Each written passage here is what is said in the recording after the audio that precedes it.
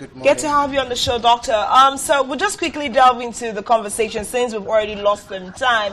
But insecurity is a serious issue. Just a few days ago, we had the report of 20 students from Benue State on their way for a conference in Enugu being abducted. And in recent times, I was just telling Ime the last time we lost you that in Calabar alone, we have registered quite a number of abductions for medical personnel. What would you think is the reason that medical personnel are becoming susceptible to abductions, as it were? Hey, thank you. Well, let me first say that the news of the abduction of 20 medical students was actually shocking, because we are still trying to, all over Nigeria, resident doctors are protesting, requesting for the release of one of our members, Dr. Ganiat, who was, and we don't know the state of her health. I don't know what she's going through.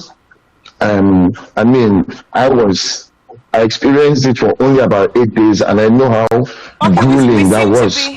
And so I can imagine a female in the hands of her captors for months. And now, if you kidnap a medical doctor, well, maybe people think that medical doctors earn so much. Unfortunately, that is not true. And I don't understand the aspect of kidnapping medical students. These are students. They are not working. They are not earning a salary. And some of them come from very poor backgrounds. So I find it very difficult to understand and can even hardly explain why medical students were abducted. The state of insecurity, I mean, it's not just in one part of the country, it's everywhere. And something really needs to be done to stem the tide, because it's one of the reasons why we have brain drain. It's one of the reasons why we have this Jackpot syndrome. People are living in their droves, not just because they are not well paid, but because even those who have accepted to stay back are not certain, they are not sure of their security. So government really needs to do something urgent to stem the tide of insecurity in Nigeria. So you've highlighted the fact that it looks like on the outside people perceive medical doctors to have so much, and that's why they may be coming under the attack. What are some of the measures the NMA has tried to put in place to make sure that this is not happening? You're a leader in the the rank of leadership in Medical Association in Nigeria. Dr. Mohammed Pate is your leader. So far, so good. Abductions in Calabar, like I said the first time, and some other parts of the country where medical doctors are concerned. What are some of the steps that the NMA has put in place to safeguard the remaining healthcare workers that we have in Nigeria? Well, there's actually very little NMA can do, but I want to really commend NMA Cross River State for what it did, especially so during my own abduction. And actually, I started before then. NMA, having realized that medical doctors. Okay, the network is in the way. Yeah. Serious conversation we're seeing here, like we've seen Dr. Godwin actually I said to the fact that he himself was abducted, yes, in Calabar. Of course, that's a conversation that we're going to unearth this morning. What were the parameters that led to his abduction? Okay, Doctor, we have you back. We lost you for a moment, so you can go ahead with your trend of thought. Okay, yes. So I was saying that in Cross River State, NMA decided that if a doctor or a doctor's relative or dependent is kidnapped, we're down tools until that doctor is released. And that was the norm until I was kidnapped. And after my release, the usual thing would have been that the strike should be called off. But NMA insisted that it has gone too far and insisted government needed to speak with NMA. And government did that. Okay. And commendably, an operation Akpaku was set up in Cross River State. And a colleague of mine, a senior colleague of mine who was kidnapped after me, was actually rescued. It took enemy to do that. I believe if every other group, can rise up and do something like that, it will actually help. Now, Doctor, you've made mention that we were once, kidnapped, and then we've seen I think Dr. Ikpeme sometime last year was kidnapped, and up till today we've not even heard of our whereabouts. It looks like the effort of the security details and also NMA has failed. What will you say about that in rescuing her? Well, it's very heartbreaking because that's my direct teacher. And she was not just a teacher, she was like a mother to me. And each time this issue comes up, it breaks my heart. I really don't know what to say about that. But all I can say is that we pray for her safe return, because we're still hopeful that she's alive. And so we pray for her safe return. How long has it been back to us and her family? How long has it been since she was abducted? It's been a little over 1 year. That's serious. A little over 1 year. Yes, very serious. And I'm sure that the NMA in Cross River State has been trying to engage the state government. Has there been any responses? Has the state government given you any leeway, any small light that her recovery is in the works? Well, I may not have the liberty to reveal such information on air right now.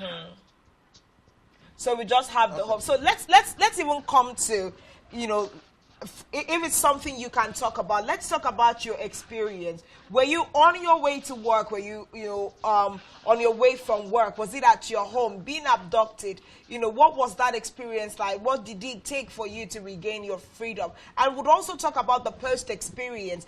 Having come back from that very sour experience, how were you able to, put yourself together and be reintegrated back into, the society, especially as a doctor? Now, if it happened around the parameters of your work, has it affected your security consciousness where work is concerned? Because we are looking at how insecurity is affecting the medical sector in Nigeria. So take us through the experience in the light that you can.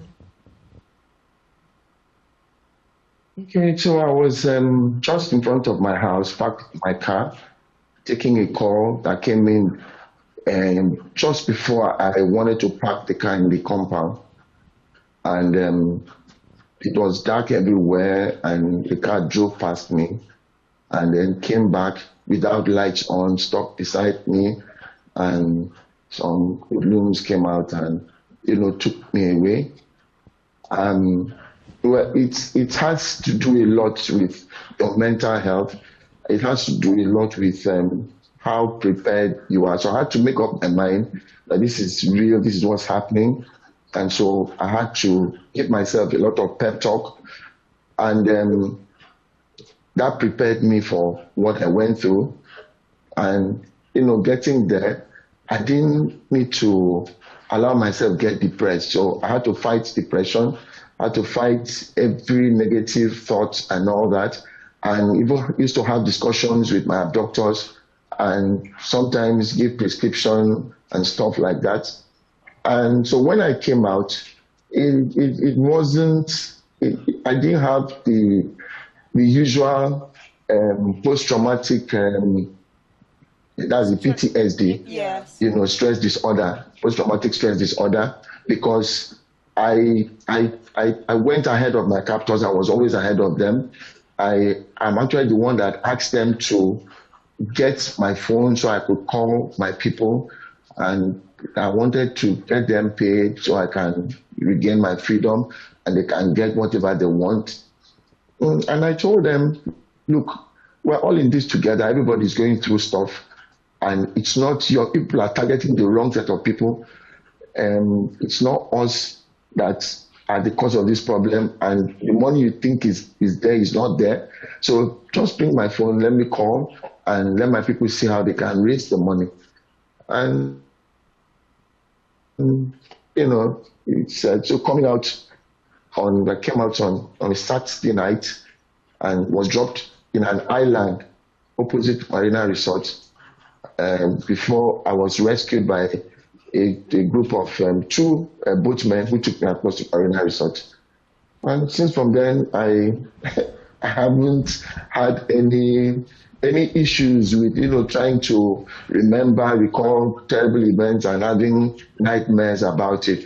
Well, but the learning point here is that, like you asked, my security consciousness has actually increased, has actually improved, and so it's helping me and also helps me to talk to people, so I can advise people who probably are going through stuff and all that. So I thank God for the ability to go in and come out. Actually, I was released on a Saturday, and then on Monday I was out looking to get back my life, my phones, my SIM and stuff. Now, usually people say there is no kidnapping or abduction without internal information. From the conversation you had with your abductors, did it look like someone had given a prior information about you? Did it look like it was a set up from probably your colleagues or family members and kind of that got you abducted? Unfortunately, that's one question I regret I didn't ask them. I still ponder over that up till today. I don't know what happened, why I didn't ask them, because we had discussion on almost everything. Now, these people are part of the society, and you had communication with them to the extent of, getting them paid. Was there a way you tried to trace their account details? Because if we had to, wash this set of people out of the society, there should be a means to get them so that they could be arrested or probably, scrutinized also. Was there a way you could trace, or was the money paid in cash? Was it paid in cash or it was made through transfer, the ransom? The money was paid in cash.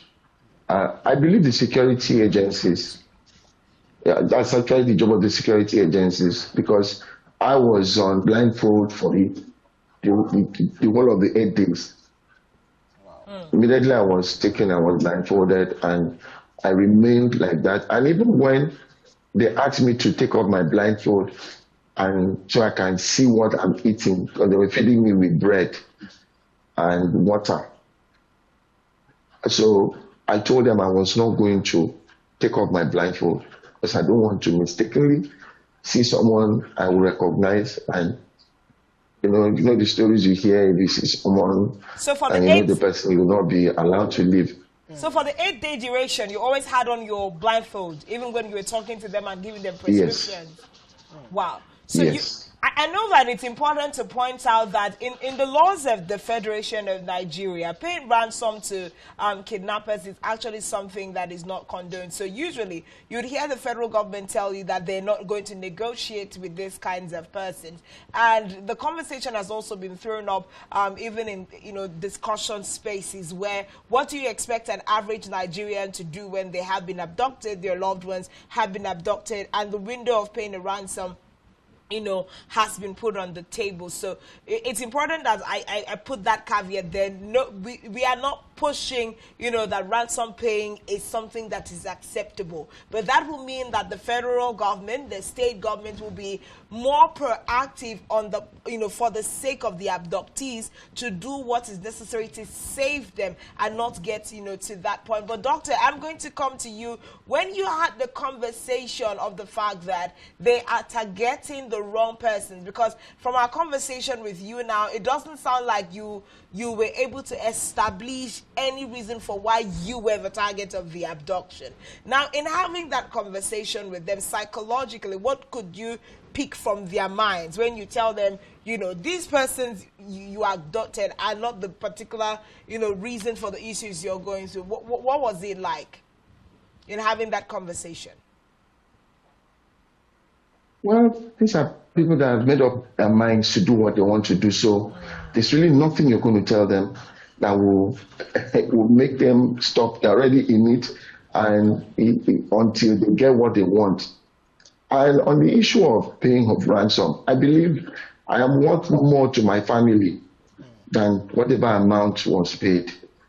Not paying ransom could have led to anything, led to my being killed or stuff. And if government is not doing anything and the people are allowed to do self-help, that's wrong. That's wrong. So now that's raising a question. A lot of self-help that Nigerians are having to engage in to survive in this country. Now, having come back, let me take the conversation back to the health sector, because and you had, established at the beginning of our conversation that this is part of the reasons why we don't even have some doctors staying in the country or coming back. Recently, the federal government pitched to 12,400 doctors living abroad, Nigerian trained doctors living abroad, to come back to the country to practice.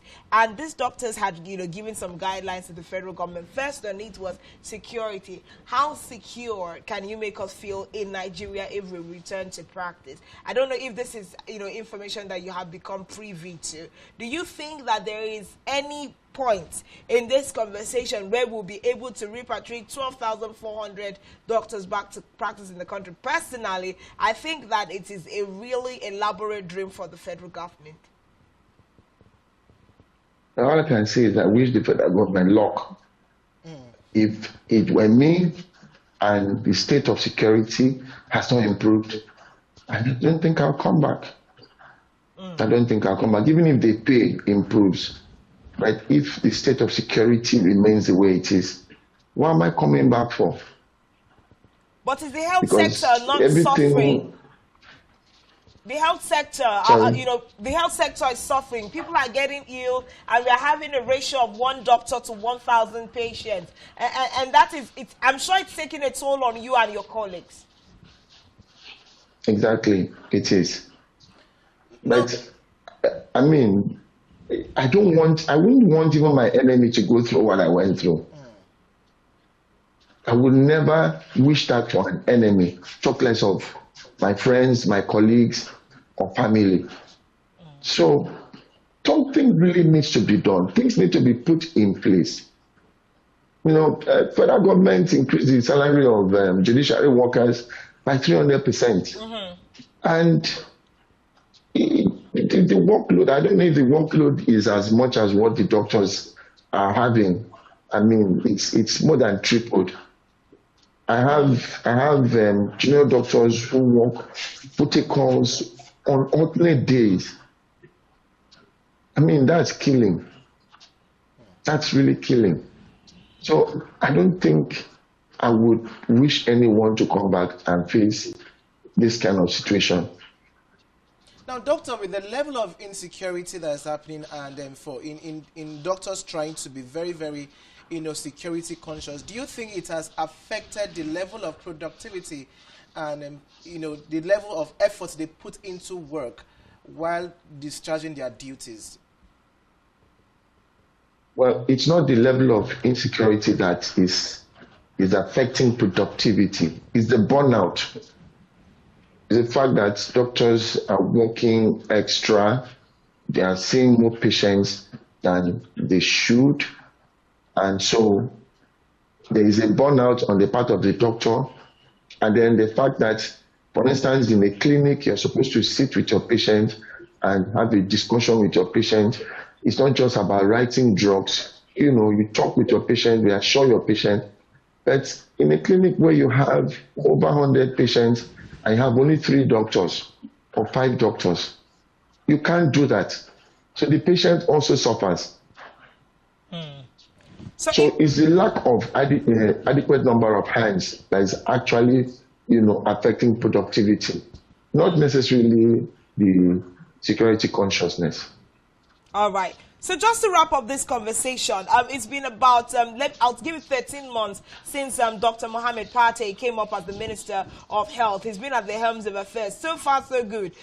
Previous administration, the minister that was there, and this current administration, what are some of the improvements that you would say that the medical sector has experienced? And is there hope to actually see the medical sector leave, the myriad of issues that we have recorded under his leadership? I don't think I have any comments on that. So that could mean that, you know, you are not impressed so far. He could be doing better. It could be better. I wouldn't want to comment on that. Okay. Well, serious conversations this morning. We've been talking to Dr. Godwin Udoh from Cross River State, Calabar, this morning. Of course, looking into the issue of insecurity, the vulnerability of the health sector. And he has said that beyond insecurity, a stronger issue, the burden that they are actually facing is the lack of hands to actually get their job done. But like he said, the NMA in Cross River State is working in tandem with the government to make sure that they are safe, especially in light of abductions in recent times. Doctor, just before we let you go this morning, let's take your final words to doctors, to Nigerians, you know, where security is concerned, and maybe a hopeful word on the health sector. Well, a hopeful word. Well, I would rather, advise my colleagues to stay safe. Now it's a personal thing. Security is now a personal thing, and for the fact that doctors and now medical students are being targeted, so I would want to advise everyone to stay safe. And we also hope for the best, that things, will change for the better, for the sake of our people, because if all doctors leave the country, the people will suffer. Definitely. Yeah, we do hope that we don't get to, see that kind of experience. Thank you so much, Dr. Godwin Udoh, for coming on Rise and Shine this morning. Thank you for sharing your story also. We do hope that it has strengthened somebody, and we can also learn to be very security conscious and hope for the best in our nation. Thank you for your time. Thank you for your time, Doctor. Thank you for having me. All right, thank you.